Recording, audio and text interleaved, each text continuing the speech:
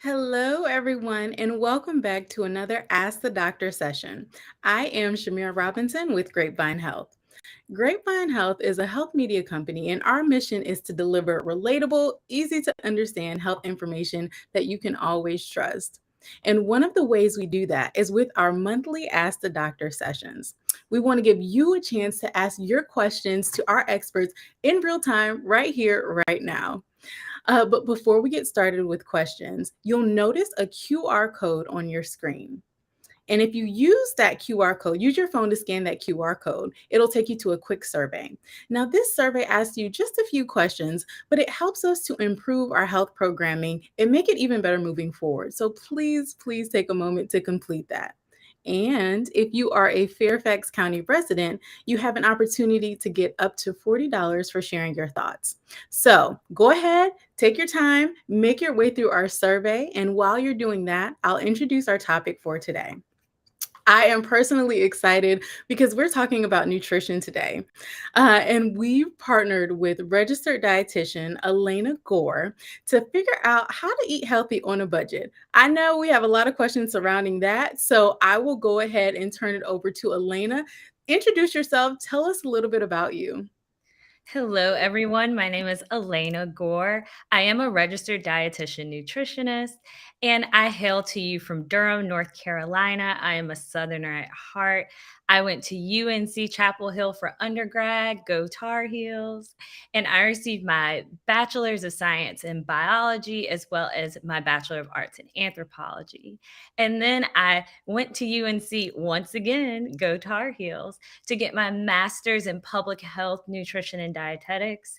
And so I am here and I'm excited. I'm in the DMV area serving as a retail dietitian. And I love talking to the community about how to keep our bodies as healthy as possible using food. So I can't wait to get started. I love it. You know, Tar Heels are near and dear to my heart, so let's get it. Um, so everyone who's listening, whether you're joining live or not, type your question into the chat box and press send, and that question will come to us so that we can have Elena answer it. But in the meantime, Elena, we already have a few questions queued up from people who shared their thoughts earlier with us. And I think the first one is a very common one. You probably get this a lot, especially as we continue to see prices to rise. But why are healthy foods so expensive? That is what the first person wants to know. Why are healthy foods so expensive? You're absolutely right. I get this question quite a bit. So, when you say healthy foods, I assume we're talking about fresh produce and meats and dairy and different items like that. And when we're referring to those fresher items, the real drive behind the cost is actually the storage of those items. So, if you think about fresh and meats and dairies, the refrigeration cost. So you have to grow it, you have to get it from the farmers, you have to transport it all while keeping it fresh. And then once it gets to the grocery store, it still has to be refrigerated. And so a lot of the things driving that particular cost, it has to do with production cost as well as the cost to keep it fresh. But if we're talking about other healthy food items, they're not all completely expensive. You have your whole grains like rices and pastas that you can get for a great price. You have your dried and canned beans. So, all healthy food items are not super expensive. But for the ones that you're talking about, it's usually associated with the refrigeration costs and the storage cost. Thank you for that. That brings some clarity, but it also brings up another really good question that a lot of our viewers asked. And you mentioned canned foods. So, you can get your fresh food, you can get canned food, you can get frozen food. Is there one option that's better or healthier than another? So, is there one option better between canned, frozen, and fresh food options? Actually, and surprisingly, the answer is no. So, fresh produce, frozen produce, as well as canned produce are all very, very good for you. They all are able to retain their nutrients. And so it's important that everyone knows that. So when you're trying to get in your fruits and vegetables, they all count. So canned and frozen are just different ways for us to preserve our foods. And so because of that, it's about the way that they're about the way that they're stored and produced. So you're going to cut them up, chop them up, do different things. Sometimes preservatives are added. And so it's going to change the way that it's stored, but it's not going to change the nutrient value in it. So when you're shopping for your canned fruits and vegetables, look for things that don't add a lot of other things that we know we don't need. So we know that a lot of our diets are high in salt, they're high in fats. So when you're looking for something, look for low sodium options, look for reduced salt options or no salt added options. And then we know that a lot of diets are high in sugar. So when you're looking for your canned fruits, look for those that are in their own juices, 100% fruit juice, or even water. So try to avoid those that are in syrup, heavy syrup, or light syrup. But other than that, they all actually have the same nutritive value.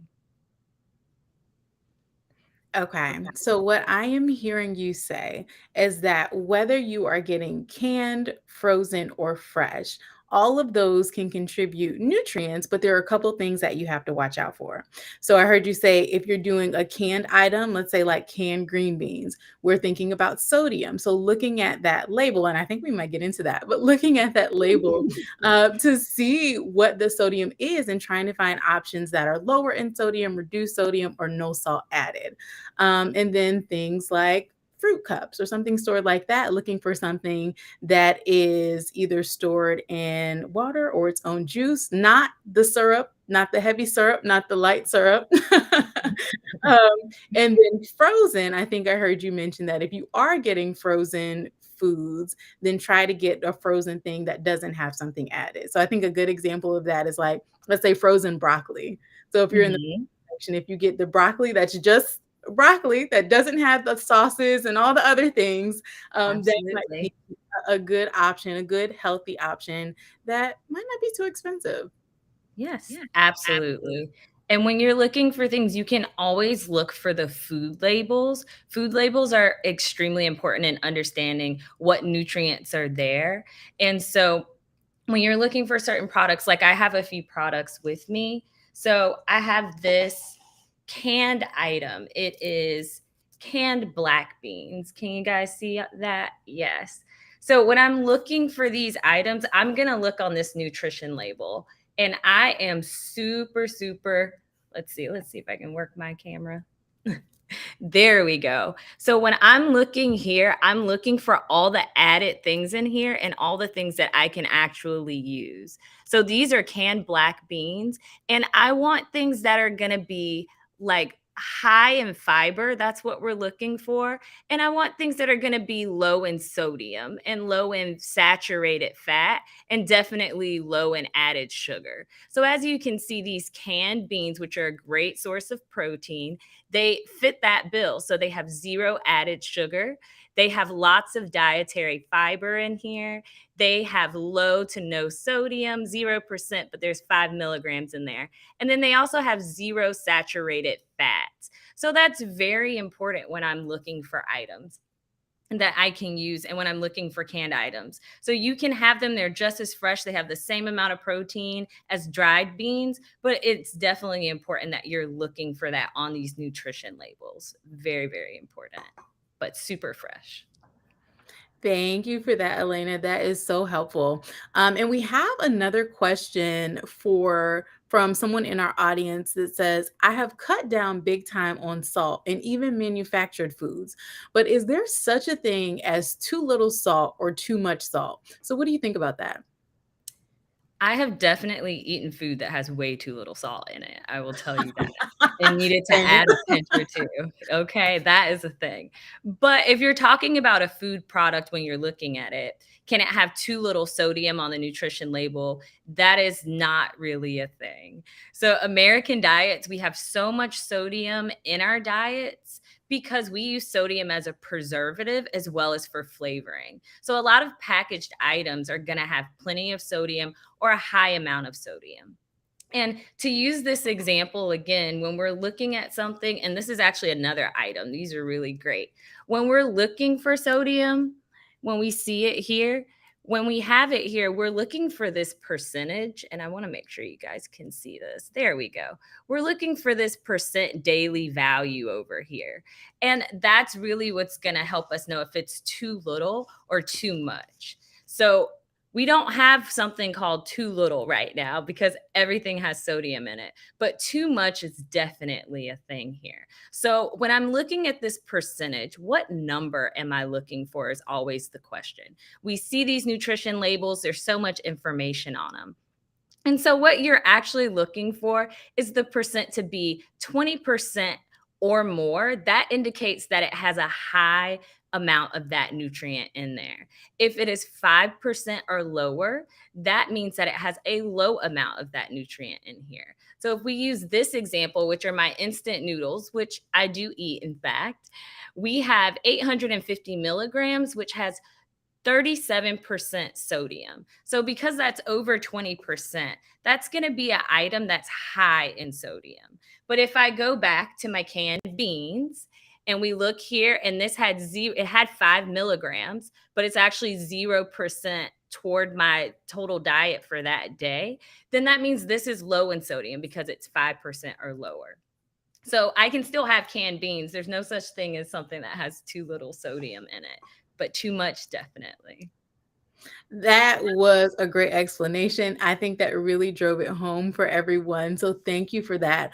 One word that I keep hearing you mention is preservative. So when you were talking about sodium, you were saying we do use it, to add flavor, but we also use it to help preserve our food. So when you say preservative or preserve, can you break it down for our listeners about what we're really talking about?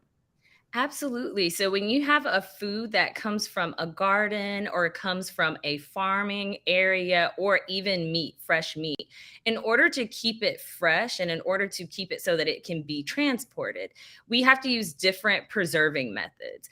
Salting food goes all the way back to the Egyptians. That was one of the first ways we learned as humans to preserve our food, especially meat, because sodium and salt actually pulls out that water from the meat and helps keep it fresh and keep it something that's edible so that it doesn't spoil. So we have been using salt for years and years and years. And as technology improved, we were able to get sodium and have different forms of sodium. So when you're reading a label, and also when you're reading that label, look at that ingredient list, you will see different forms of sodium on there. And those are just preservatives that are there to keep the food fresh or shelf stable. So if it's something that goes in the pantry, it's going to keep it shelf stable. If it's something that goes in the freezer, it's going to keep it preserved while it's in the freezer. All of these preservatives are FDA approved preservatives. So they're not bad for you in any way. When we talk about it, it can increase your sodium intake, though. So if you're a person that's watching your sodium, you do have to be careful about how preservatives can add sodium to the food item that you're trying to eat. But it's perfectly healthy for you for something to have preservatives in it. Mostly all of our foods have preservatives in them or on them. And again, that helps keep it fresh so that it doesn't spoil for us by the time it gets to our kitchen. And remember, that goes from the agriculture, it being grown, all the way to the grocery store and it staying there all the way till you purchase it. So it's got a long journey. So most of the foods, you're going to want some sort of preservative in there.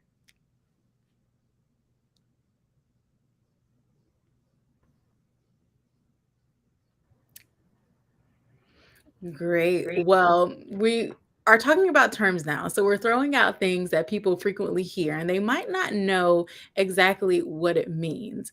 And another question that has popped up quite a few times is people asking about organic food and wanting to know, is organic food healthier for them than non-organic food? And they've also noted that, when you go into the grocery store and you see organic food, a lot of times it tends to be more expensive. So, do they need to spend that extra money purchasing organic food? What are your thoughts? So, is organic food healthier for you? And it does always tend to be expensive, yes. But actually, organic food is just talking about that agricultural designation of how the food was grown. So, we were talking about preservatives in the previous question and how we add preservatives in order to keep our food fresh when it gets to us in the grocery store.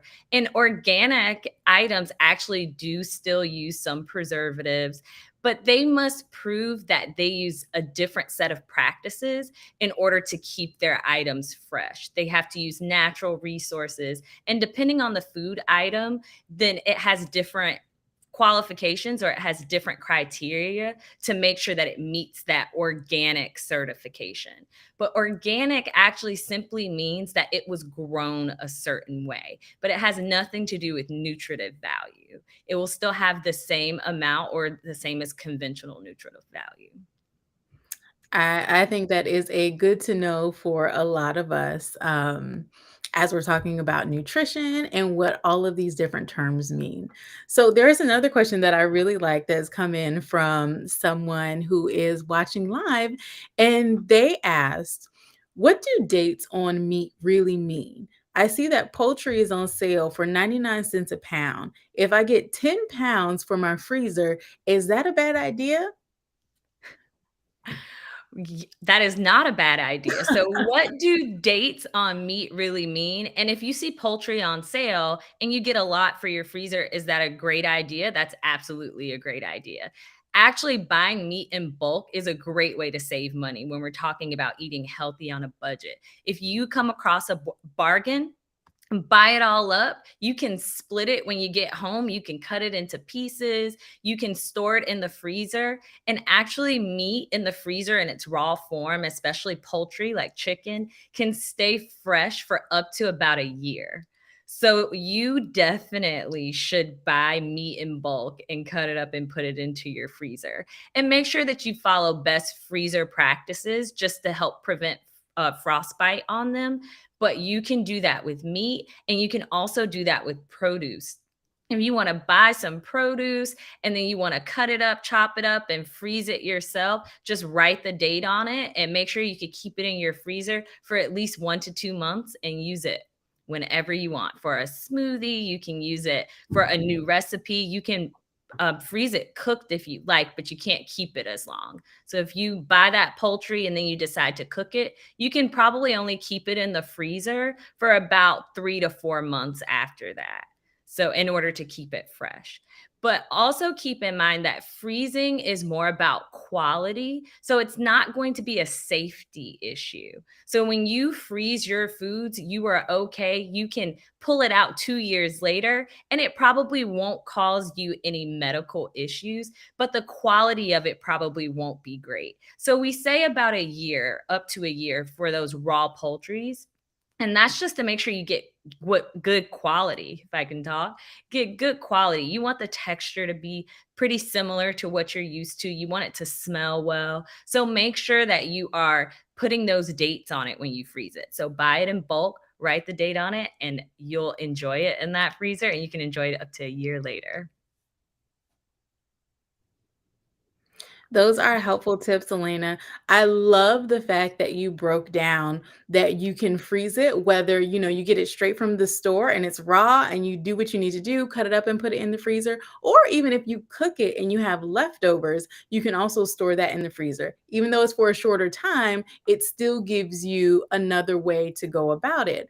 Um, and I like that, especially for people who don't like leftovers, like the next day. So it's like, okay, you have this food left over and you're not going to want to eat it the next day. You can freeze it and then come back to it, let's say in 2 weeks or so. It doesn't feel like a leftover anymore. It feels a little new. And the same with produce. So one thing that I typically do, especially if I know that I'm not going to use something all, or if I'm headed out of town, I kind of take inventory of what's in my fridge and I will throw just about everything in my freezer. I will throw, let's say if I had spinach, you can freeze cheese, milk, all these things.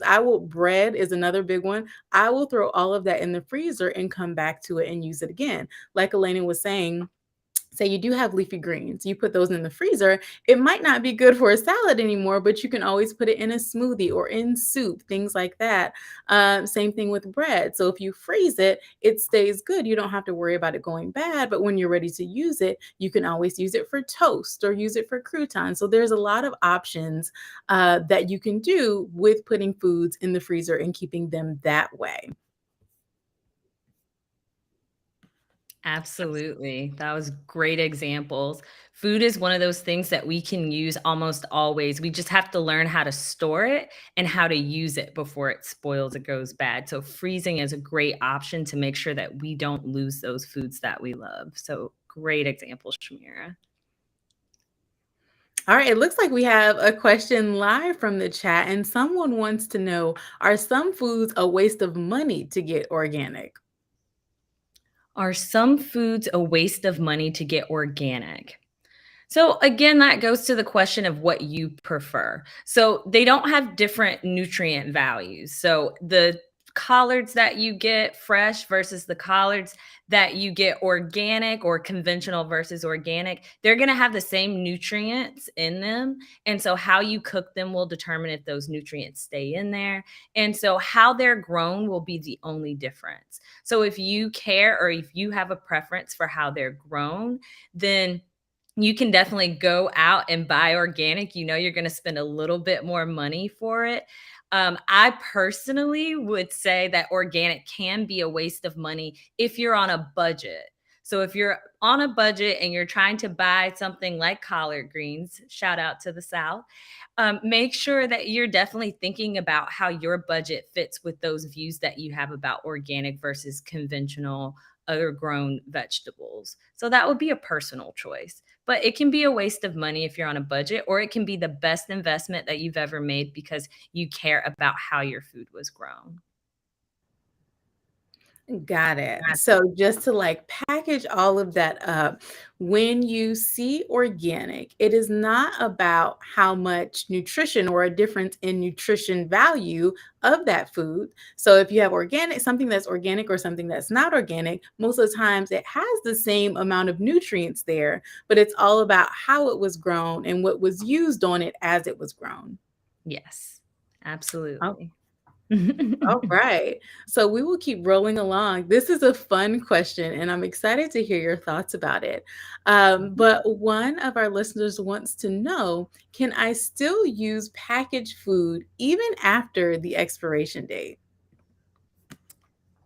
Can you still use packaged foods after the expiration date?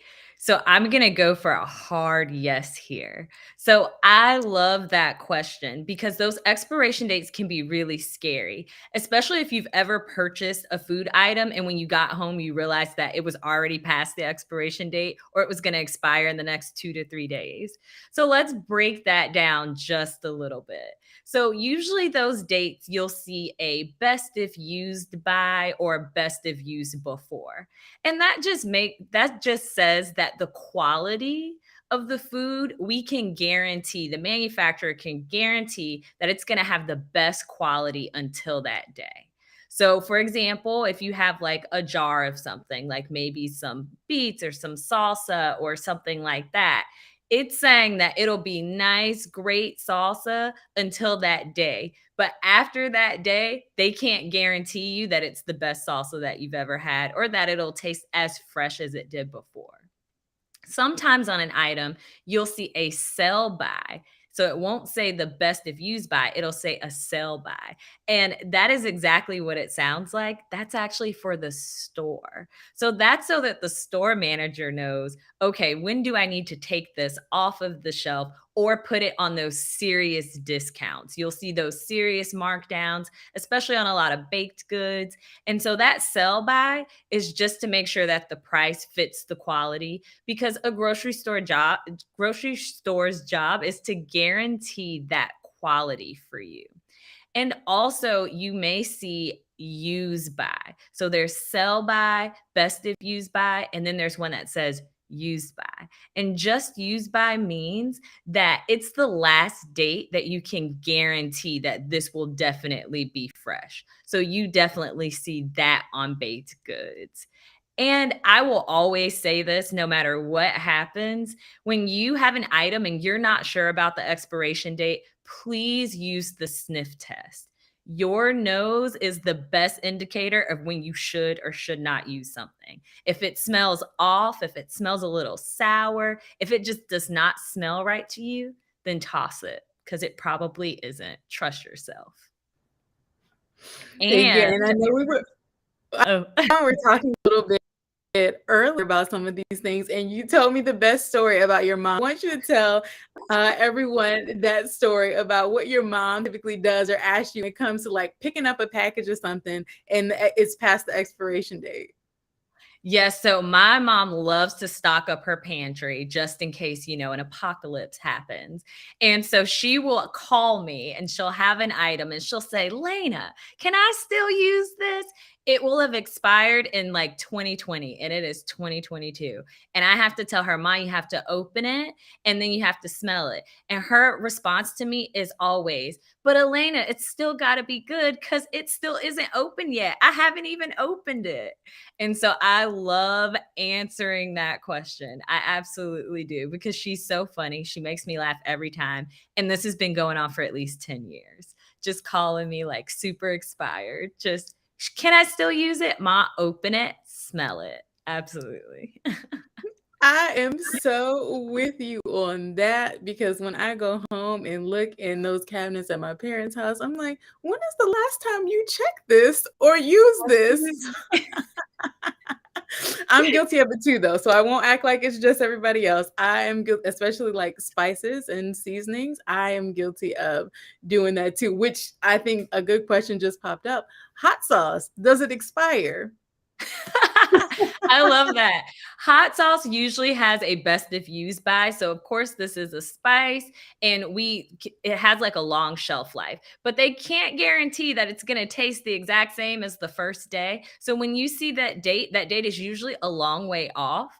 But after that date, it may taste a little something, like it may taste like a little bit more vinegar in it, or it may not taste as spicy. So hot sauce is a great way to add flavor to food. But yes, look at that expiration date. And if it's too far off and it tastes a little funny, that just means you just need to go buy some more. But always have it on hand. It's great.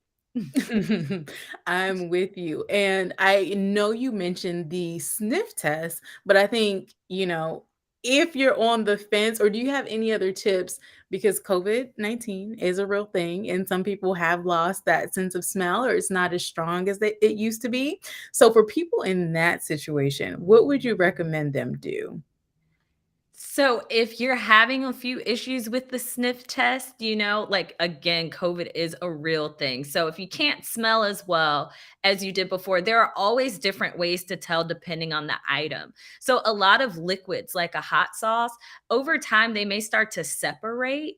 And there's some liquids that it's okay if they separate, but hot sauce is usually not one of those. We don't want it to completely separate. It's probably really old. So you can also look at how does it look? Is it the right texture? So is it still a liquid? There are a lot of dairy products that they're liquids like milk and creamers, and we know those are bad because what happens? They clump up. They smell sour and they're super clumpy. So if you couldn't smell the fact that it was sour, you could definitely tell when you tried to pour it out or pour it into your cereal or whatever you use that product for. So make sure that it looks a similar color. You can look at it. Is it the right color? Is it okay? Is it a little off? But you can also feel it, feel the texture, look at the texture. Is it supposed to be liquid, clumpy? Is it supposed to be crunchy? Have you ever snapped a stale chip? You can definitely tell the difference. So it's not always about smell. There are definitely other ways to see if things have expired and are still good. And it may not be a safety issue. And that's the other thing to remember. You can eat a stale chip and be absolutely fine. I have a niece that's 3 years old right now, and she does not know the difference between a crunchy and a stale chip. They all just taste the same to her. So she will eat stale chips, crunchy chips. So it's a preference. We like our chips crunchy, but when they get a little stale, that's just a different texture. So we can kind of tell, but they're still good for us. They're not going to cause us harm because they're stale. So, yes. I love I that. love that. Wonderful visual. And I know we have a few questions coming in through the chat as well. Um, I thought I saw one pop up about pesticides. Yep, that is it. Should we worry about pesticides? We talked a lot about organic and what that means. So now transitioning to pesticides, is that something we should worry about? Should we worry about pesticides? The answer to that would be no, as long as you're getting your products from a credible source. So, grocery stores, things that are regulated. If you're getting things from someone that's kind of down the street or kind of local, there's nothing wrong with that, but they don't have a credentialing process where they have to make sure that they meet a certain standard for their pesticides. And a lot of them don't actually use a lot of pesticides. But if they're in the grocery stores, that means that they have used an FDA approved pesticide. And that has kept your food fresh. And that means that it causes little to no harm to you based on the FDA and based on all the criteria that they have for it. So, pesticides is not something you really, really have to worry about if you're getting your produce or your meats or different things from a grocery store or from a chain store that has to go through that process. Thank you for that. Okay, so another question that has come in.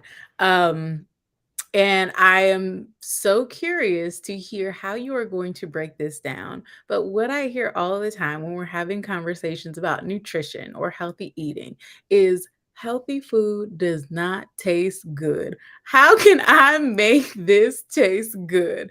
And I will not insert my opinion, but I would love to hear from you. What do you do? How do you make what someone would consider healthy, nasty, or kind of food taste like something that's familiar or something that they wanna eat? Absolutely. How do you make healthy food taste good? Oh my gosh, there are so many ways. I don't even have enough time to go through all of them. But the first thing that came to mind for me was spicing it up, using a lot of different spices. So I'm from the South. So we live and die by salt and pepper. We could put salt and pepper on everything. That is a flavor all by itself. Okay. And so when I had to learn to be healthier and use different things, that's when I learned that food tastes so great and it can have all these different flavors to it. Think things like garlic, think onion, think cumin. Think about all these different spices you can try, oregano. You can try all of these things fresh or dried. There's so many recipes that you can use that can help you try a different spice, but there's so much more to food and seasoning food than just salt and pepper. And I love, like, an example would be like a great salad. Salad is 98% water, lettuce is. So when you're eating lettuce, yes, you are eating 98% water. But you can put delicious things on top of that. Add different foods. You can add crunch to it. You can add sweetness to it. You can get some dried fruit in there. You can add a little bit of garlic if you like it in your salads. You can add different spices, different seasonings, different foods, even to something as simple as a salad. You don't have to just salt and pepper it. You could salt, pepper, oregano, oil, and vinegar it. There's so many different things you can add to so many different foods because spices are actually meant to enhance a flavor of food. It's supposed to give you this aroma, it gives you color. It just makes your food just look and smell and taste absolutely delicious. And you can do things like ginger, cinnamon, rosemary, sage, cloves, turmeric. I could go on and on about all the different types of spices and all the different ways you can have it. You can put it on meats, you can put it on vegetables, produce, you can toss it, you can steam it. That is so important. I just can't stress that enough. You can also add heat to things. I love adding some hot sauce, Texas Pete, shout out to North Carolina. That's going to brighten things up. You can use vinegar, lemon juice. These are acids that are just going to help bring out other flavors, especially if something's a little too salty. So, the idea here is to make sure that you mix and match and try so many different things in a lot of different flavors. and try to cook it different ways. That's exactly how you make healthy food taste delicious. When you add the spices, you can't just fry everything. That's the first thing I tell everyone that lived in North Carolina with me. We Southerners, we have the best fried chicken. We have the best fried everything. We love fried foods. And so trying to get people to try not frying foods is the first step because healthy tastes delicious. You can steam, you can broil, you can boil, you can grill. There's nothing like a great grill cookout, all of it. It's so great. So healthy tastes delicious. There's spices everywhere. There's lemon juice. There's heat. There's so many different ways. All right. So do not forget that. Healthy tastes excellent. You can make it great. I agree. And so for me, I wasn't someone who grew up eating a ton of vegetables. So it wasn't until I got older that I had to sort of push myself to incorporate more of these things into my food routine. And starting out, you feel like, oh, well, healthy eating with I just have to have steamed broccoli or I just have to have this and that. But the way that I like to talk about it and think about it is for most of us, we wouldn't just take plain chicken and put that on the grill or put that in the pan and do it that way. We season it. Like that is an important part of the process. And the same way you would do that with your meat or your protein is the same way that you should do that with your vegetables. Season them, give Absolutely. them love, add flavor to really make it something that is delicious because it should taste good. It should taste good to you. And you should work on finding ways to add things that you know that you like, flavors that you know you enjoy to make it enjoyable overall. Like what eating is so fun and it's so personal and it should be something that we enjoy and not just something that we're forcing ourselves to do. And to add something to that too, also make sure you learn how you love to eat foods. That is something that's so important. So again, I'm a southerner and we love to cook the heck out of some vegetables. We will boil our vegetables down. We will throw a ham hock in it with salt and pepper. And so I grew up on these very, very soft vegetables. So I thought I did not like vegetables. And then when I became older, I realized I like my vegetables firm and I like them tossed with garlic and onion. I don't even need salt and pepper if I have garlic and onion. So learn how you like foods. Maybe you love crunchy foods. So try making some apple crisp out of apples. If you don't like ripe apples, you can throw them in the fryer and make apple chips. You want to make sure you're learning how you like different foods. When you taste it once and you say, I don't like it, maybe you just don't like it with that spice or cooked that way.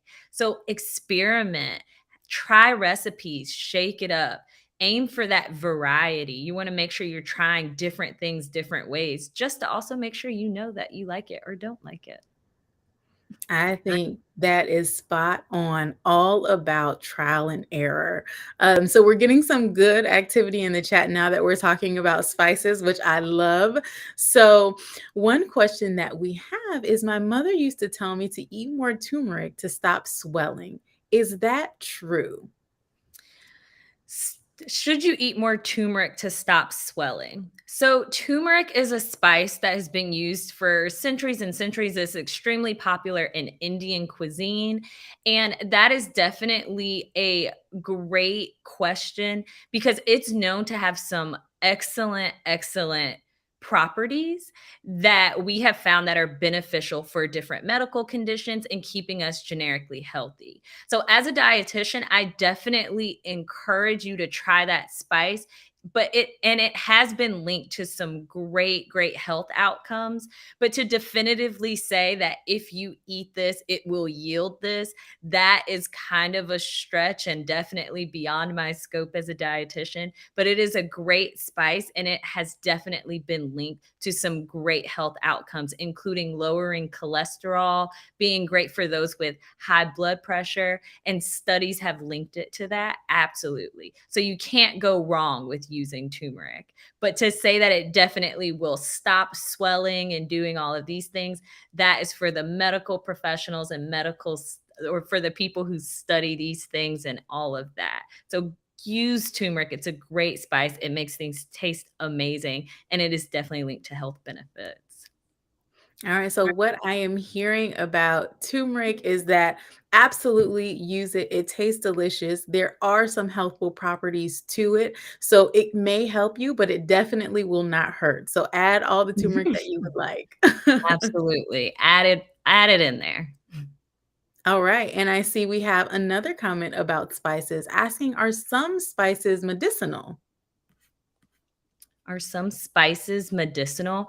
Absolutely. Again, remember that we learn things through centuries of trying things. So all of these spices and herbs, they are grown in the ground. We have been trying them in their leaf form, in their chopped form, in their dried form. There's so many different spices that have come throughout all the centuries, and they've been linked over time to helping us medically and health wise. These they have different properties such as antioxidants, phytonutrients. They all come from certain things. An example would be garlic. So garlic actually has a property in it called allicin, and that is really really good for heart health. It's been linked to that property has been, and they use that in pharmaceutical medications. So there's a lot of herbs and spices that we know have medicinal properties because they were our first medicines as humans. Before all this technology, before these different things and pills, people used berries, they used things that they found growing in the ground. And those medicinal properties led us to breakthroughs in pharmaceuticals, as well as cooking and eating. And that's how we learned whether things were edible or helpful or harmful. So, yes, absolutely, they definitely have medicinal properties. Thank you. That was a great answer, Elena. I want to take it back to your Southern roots for a second. So, you mentioned fried foods, and I know this is a big thing. Can you really get into it's a recommendation to either limit or avoid frying foods when you can, and you provided some alternative cooking methods. But why is that? Why should people limit fried foods when they can and just be conscious of how often they're frying things? So, why should people limit fried foods? This is a really great question. And I know that I mentioned earlier to reduce fried foods. And that's because fried foods are usually made from covering things in saturated fats and flour. So, when we talk saturated fats, we're talking about things that are solid at room temperature. So that butter that you're using, so that oil that you're using, when you're using that vegetable oil, when you're doing things, you're putting that flour in there. So we're adding fat to something that has naturally it's just has protein in it. So think about fried chicken, right? So you've got this chicken, it's full of protein, it's great. And then you're covering it in fats. And then you're putting it in oil and you're deep frying it. So you're creating this layer of just fat, saturated fats. When those enter our body, they can clog our arteries. So this is what leads to atherosclerosis and puts you at increased risk for CVD or cardiovascular disease, as well as just generally high risk for strokes and heart attacks, because we want to keep our vessels healthy and we want to keep them clean. So when we have fried foods, we can have them. And so when I say when we have fried foods, I'm saying when I have fried foods because I absolutely love them and grew up on them. It's okay to have fried foods, but everything we have shouldn't be fried. If we fry things constantly, we're putting more and more fat layers around these items. So that includes French fries, when we deep fry vegetables, when we fry poultry. When we do those things, we're just increasing our calories, we're increasing our fat, and it doesn't have a lot of nutritive value for us. So when we're making that layer, it's just energy or it's just fat, but it doesn't have vitamins, it doesn't have minerals in it. So when we're eating, we want to make sure that we're eating things that have nutrients in them, even if they have fat and they have protein and they have carbohydrates. What about other minerals and vitamins? Let's go for nutrient dense foods and let's allow our foods to show us the nutrients they have. You could have had that same fried chicken or that fried French fries. You could have had some baked potatoes, or you could have had some grilled chicken, and that will preserve that nutritive value in the chicken and in the fries, and you can still have it tasty. So we want to limit how much we're frying. We can have the occasional fried food, but we want to find other ways to keep those nutrients there and not just add fat and cholesterol and saturated fats to our diet and to our arteries. I love that. And I want to highlight one thing that I heard you say, and that finding ways to add nutrients and thinking about how many different nutrients are in our foods. So it's not that fat is bad for us. We can have some of that in moderation. And maybe you can talk about the difference between saturated and unsaturated fats, but I'll hold off on that. Um, but just making sure, okay, so understanding my food might have some fat in it, but it should also have different nutrients, different vitamins, different minerals, different fiber, all of those things to really create something that's balanced and that's feeding my body in a healthy way. Yes, absolutely. So saturated fats again are those that are solid at room temperature. And so when they get into our bodies, they can form these plaques in our vessels. And when we talk about unsaturated fats, those are the ones that are going to be liquid at room temperature. So those are your olive oils and your other oils. So a lot of unsaturated fat or a lot of saturated fat can again clog our arteries, whereas healthier options to use can be liquid fats or healthier fats like fatty fishes. They have omega 3s in them. We can have those. So we want fat in our diet, but we have healthier versions of fat other than just butter and unsaturated fat. So think of your olive oils or your sunflower oils. You can use this to cook your foods. We need those fats in our body, but we don't have to necessarily fry it, and we don't have to necessarily put everything in butter. So we want more unsaturated fats than we do saturated fats. So also know that when we have meats, think about meats in the grocery store. So we see that great steak. The most delicious steak is going to have that white marbling around it. It's going to have that fat that when you cook it, it's so tender and delicious. That is solid. That is saturated fat. That's why some people say meats are harmful or fatty.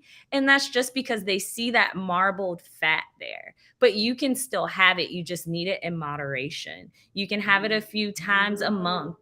You have that delicious steak, but keep in mind that there's a lot of saturated fat there and it can turn in and clog your arteries. But if you opt for another type of fat or another type of oil, or you focus on making sure that you're getting unsaturated fats, and there's different things that have that in there. Avocado oil has it in there. There's so many different oils, canola oil. There's just so many different oils you can use as an alternative to your butters and deep frying. That is such a great point. So, for someone who is trying to use less butter and they want to know, well, there are all these different types of oils. Which oil do I pick? Which one is the best for me? What would you recommend? I am a huge fan of olive oil. I use olive oil for everything. So if someone's trying to get away from butter and they're trying to figure out what different types of oil could I use, Alannah's answer is definitely olive oil. Olive oil is so extensive. There's so many different types. I don't know if you've been in a grocery store lately, but if you go to the oil section, there's like 10 shelves of different types of olive oil, and then all the other oils are on like two shelves together. And that's because it just has so much nutritive value. Olives are actually a fruit and they're 20% oil. And so when you get extra virgin olive oil, someone has just pressed that oil out of the olive, and that is what you're able to use. So I'm a huge fan of it. Olive oil can have a pretty low smoke point, which means that if you're trying to cook it at very, very high temperatures, it can get hard to cook or it will start smoking. So it's not really made for frying generally, but you can get really, really high quality olive oil that has a higher smoke point. But I use olive oil in salads. I make my own salad dressing with olive oil. I cook my eggs in olive oil. You can use it in its form as is, just without heating it up. You can heat it, you can saute things in it. And it is a great source of unsaturated fat. It's used in the Mediterranean diet, which has been all the rage for years, which we definitely encourage. And so I definitely would use olive oil, but you can use grapeseed oil, you can use avocado oil, you can even use sesame oil. Those are great choices as well, but they tend to cost a little bit more and they can be harder to find. So you may not always find them at your local grocery store. So I would definitely focus on the main one, like olive oil, huge proponent of it. But some that are also easier to find are canola oil, corn oil, peanut oil. So there's so many different types. So you want to look for those and think about what you're actually trying to cook. So if you're trying to cook something at a high temperature, you need something that has a higher smoke point. If you're just trying to use it on a salad or use it at regular room temperature, then they're all great options.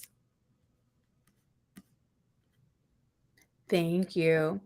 All right, we are going to move on to our next question. I think we have time for about two more. But someone has asked or stated, oh, looks like we have something pop up from the chat. I know I need to drink more water, but is sparkling water good? Sparkling water is great. Of course, you need to drink more water. And is sparkling water good? It is not just good, it is great. We love sparkling water. Sparkling water is okay, it's just carbonated, but you want the kind that does not have added sugars to it. So a lot of times the sparkling waters are flavored. So there's so many brands out there. You can get a still water that's flavored, and you can also get so many seltzer waters and sparkling waters that have a little flavor in them. They are delicious. I don't know if anyone's ever been to Europe or vacation there recently, but when you go to a European restaurant, they actually ask you if you want still water or bubbly water or sparkling water. So it is very common. It's a great source of hydration. Just like flat water, the things you want to be careful with is if they add sugar. So if it has added sugar to it, then it can take a little bit away from the hydration of just having water, and it can kind of creep into that sugar sweetened beverage category. But a hint of sugar never really hurt anyone. But sparkling water is one of my favorites. I absolutely love it. I love that for you. I also love sparkling water, but I do have a question. So, for some people, they just can't quite get into sparkling water. But do you have any other tips or recommendations for people who want to drink more water or want to remember to drink more water, but sparkling water just does not do it for them? Absolutely. So when you're looking for a beverage that's hydrating, you're looking for a 0 calorie beverage. And so if it has added sugars and it has calories in it, then again, we start creeping into a sugar sweetened beverage, which is going to add liquid calories to your diet. So what you're looking for is hydration. You're looking for a strong water base. So there are packets, there are powder packets that people can add to their water that are sugar free.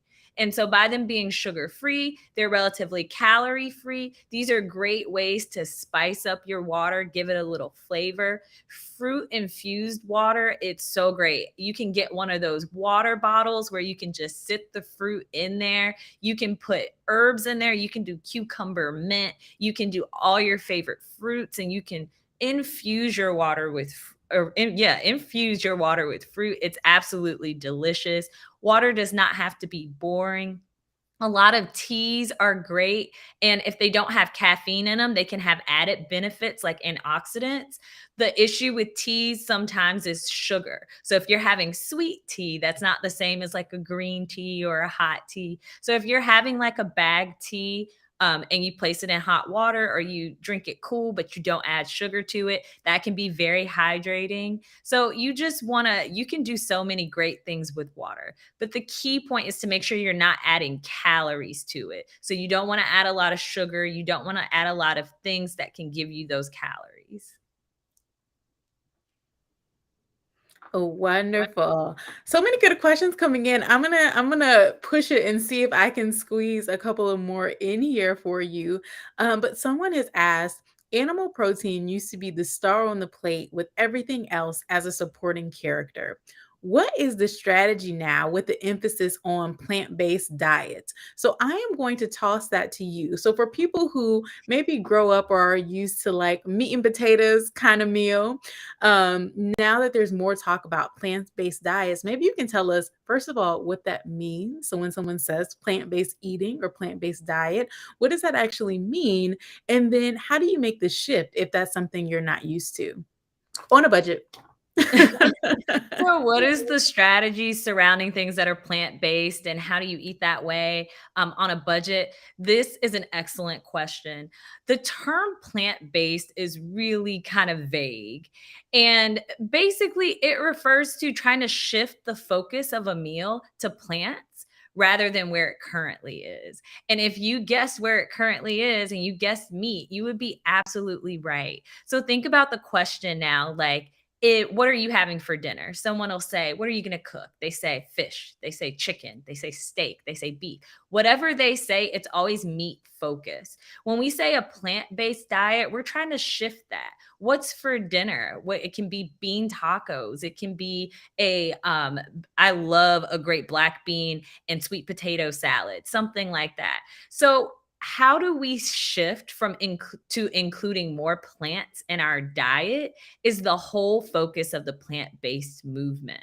And there's not just one type of plant-based eater. It came from vegetarians and vegans, this whole push toward that. A lot of people trying to go vegetarian and vegan. And so we hear plant based and we automatically think we can't have meat at all. For some people, that is definitely their goal. But for others, it's just to have meat, but maybe have meat as a side dish, or maybe not focus everything around the meat or what goes with it. So plant based, you can be a flexitarian, you could be a pescatarian, you could be a vegetarian, you could be a vegan, or you can be none of the above or all of the above combined. It's up to you. It is your definition. But plant-based just means focusing on ways to include plants. And for vegans and vegetarians, a lot of time that means replacing their main protein with a plant-based protein, such as substitutes, such as Beyond Burgers that you've heard of, and a lot of the black bean burgers, and a lot of different companies have come up with great vegan alternatives. For those of you who don't know, vegetarians may still eat dairy and they may still have milk products, but vegans have no animal products at all. So that includes eggs, milk, dairy, honey, so no meat, things like that. So when we're going there, they need protein alternatives. This includes beans, this includes legumes, and this can include some of those substitutes there. So being plant-based doesn't mean you have to go and buy a Beyond Burger tomorrow. That is not what that means. What it means is what's on your plate. If you're using the USDA My Plate anyway, 75% of your plate is already plant-based. You've got a half a plate of fruits and vegetables, and then you've got a quarter plate of whole grains, and then you've just got a quarter plate of a protein. So for vegans, maybe that protein is now beans. For those who are flexitarian, maybe that's where their chicken is. So you just want to focus on what is that main vegetable, produce, legume, what is that main grain? That's what plant-based eating is mostly about, and that's the strategy. Let's get more produce in there. People who have plant-based diets or follow a plant-based diet usually tend to get more fiber, and they tend to have more produce, which has all those nutrients in it that we need. So produce is the name of the game. Plants are the name of the game. That's 75% of your plate, and that's what you want from a plant-based diet. I love that analogy and thinking about, okay, when you're building a meal, if you're someone who thinks about, okay, well, what meat am I going to have? And building your plate around that, instead pushing yourself to say, okay, well, what vegetable am I going to have? Or what fruit am I going to have? And then figuring out how you can build your plate around that instead. So that's a really good tip. And I know we are getting close to the end of our broadcast. It has been so wonderful having you. Before you leave, can you give us your top tips for someone looking to eat healthy on a budget? We talked about so much. How would you sum it all up? All right. So, the first thing I would say when we're talking about eating healthy on a budget is use it, don't lose it. And that's talking about your produce. When you're buying your produce, store it properly, freeze it, do what you need to do, but use everything that you're buying. The worst thing you can do when on a budget is waste the food that you've already spent your hard earned money on. The second thing would be look at the store brands. If you're there, buy in season. Look at those store brands. What's there? So look at what's on sale, do those things. So you're looking for those deals. Those deals come from store brands, they come from the weekly circular that says what the coupons are. There's so many different ways to catch a sale and focus on what your local grocery store is actually doing. And join a rewards program. There are so many places that sell food that have rewards program where you get a free item or you get points or you get points off of gas or groceries after a certain point. So make sure that you're doing those. These are all budget friendly ways. And lastly would be when you're on a strict budget, remember fresh, frozen, and canned all have the same nutritive value. Opt for frozen or canned. Fresh can be a little bit more expensive when the pennies are getting a little tight and we're pinching them together. But when you buy canned, especially low salt or in own juice fruit or canned fruit, making sure that you're getting those, they can last a lot longer. So opt for can or frozen when you're really on that tight budget. And that would be it. Thank you so much, Alannah, and thank you to everyone for joining the Ask the Doctor session today. This is only one of many, so be sure to follow, subscribe, like, and connect with us on social media to stay up to date about our next event and all of our other great content. Find us on social at Grapevine Health or our website, grapevinehealth.com. Special thanks to Fairfax County Health Department and the entire Stronger Partnership, Stronger Community Initiative for supporting today's event. And don't forget, use that QR code to take the survey before logging off if you haven't already done so. Thank you to Alannah for all of your nutrition wisdom that you shared with us today. And thank you all for joining us. We appreciate you from the Grapevine Health Team.